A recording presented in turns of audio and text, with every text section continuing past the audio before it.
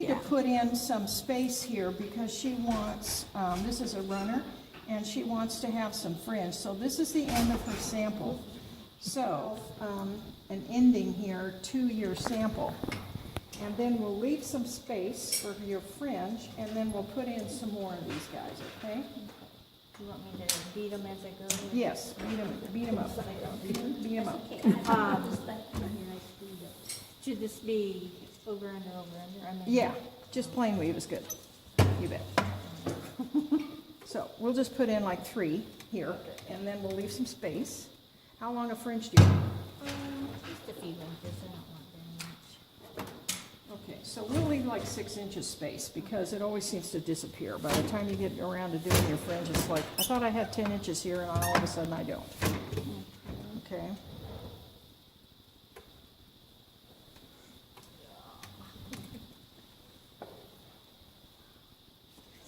Okay, so that's the end of her sample. Okay, now let's put in 3 or 4 or 5 of these. Put in 3 or 4 of them and put them in up here. Okay. And don't beat them. And then we'll make a space here for your fringe.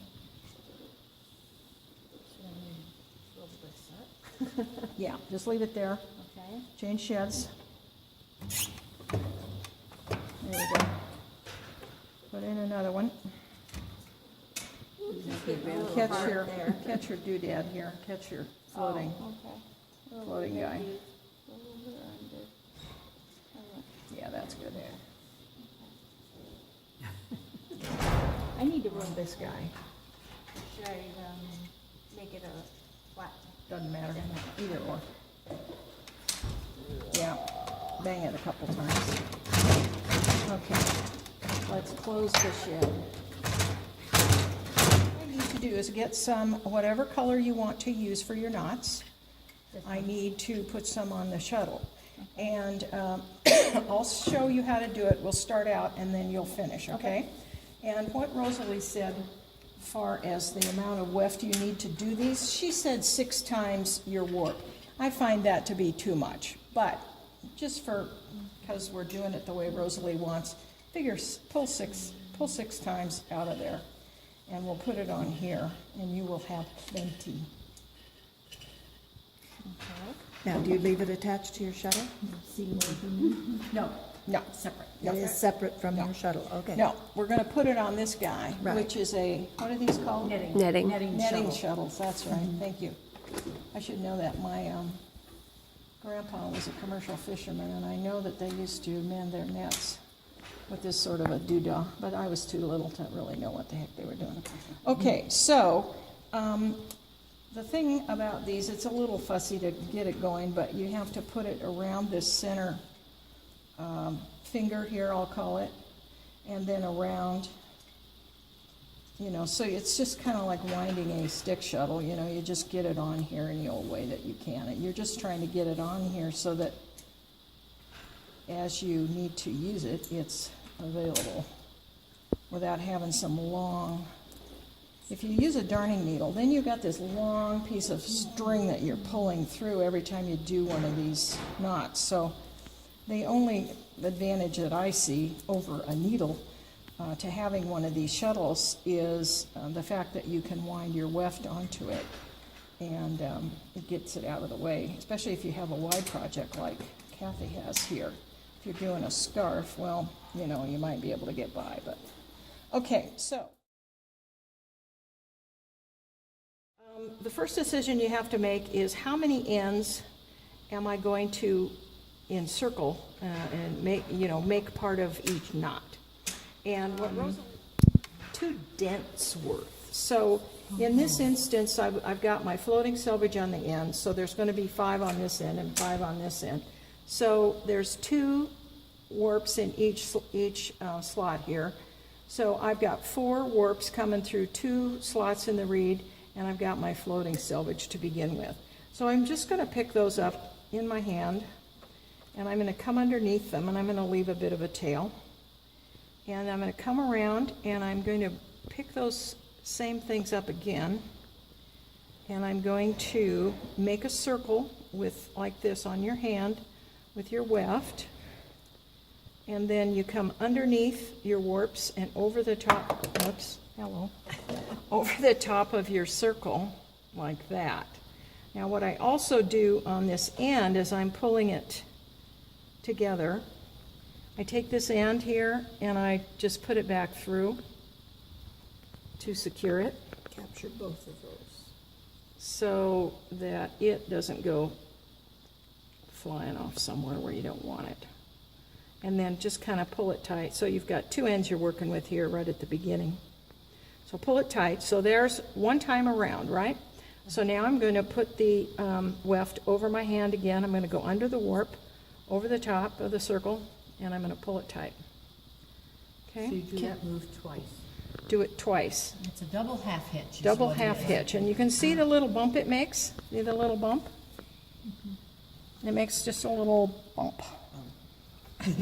Okay, so then we're going to go 2 more dents, which is another 4 threads, 4 warps. We're going to make a circle, go underneath, over the top of your circle thread, pull it tight. Can you tighten this warp up a little bit? I like to have the warp really tight when it, maybe it's as tight as it goes. Feels like I've got too much slack here, but whatever. Yeah, it's really as tight Now, as you it's Okay. gonna don't go go. through the bunny hole the first time?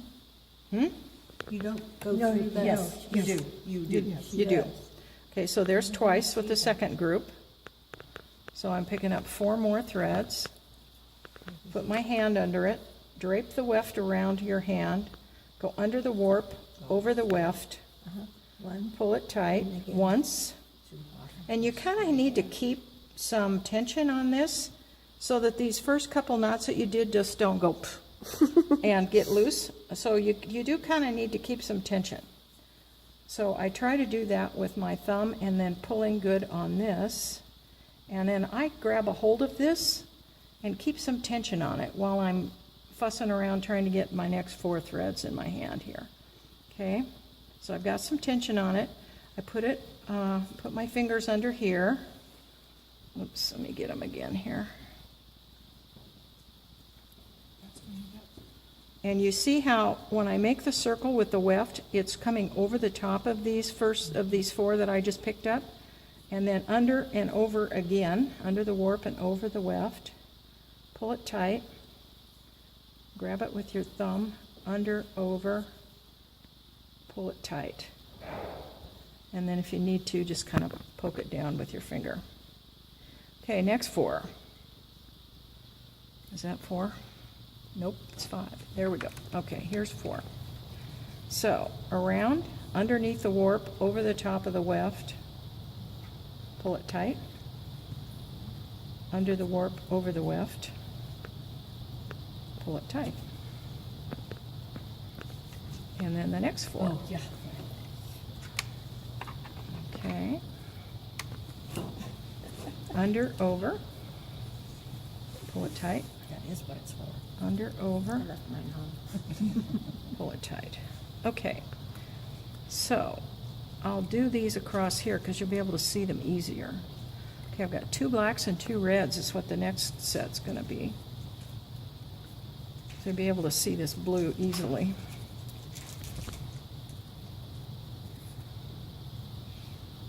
Okay, 1, 2. Then I'm going to have 2 reds in my next bundle.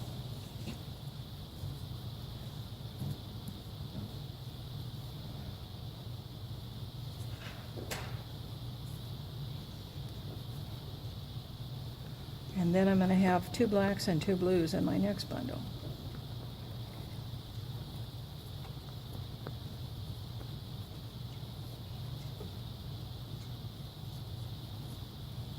And then you just let the weft come off of your shuttle doodah here as you need it. Okay?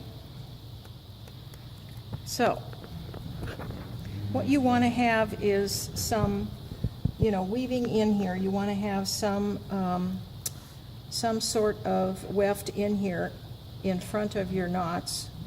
Then you do your row of knots. And then what Rosalie said, and I didn't do it today, but what I've done it in the past is then she said, do 4 picks of plain weave after the knot row, and it sort of evens everything out. 4 picks of plain weave. I didn't do it today. I should have probably, but it looks all right. But you can see how these obviously get grouped into bundles. You know, they get very separated compared to the rest of your work. So what those 4 picks of plain weave do is they turn around and even everything out again, basically. So you can do 1 row, 2 rows, 3 rows. You can do different colors. You can do whatever you want.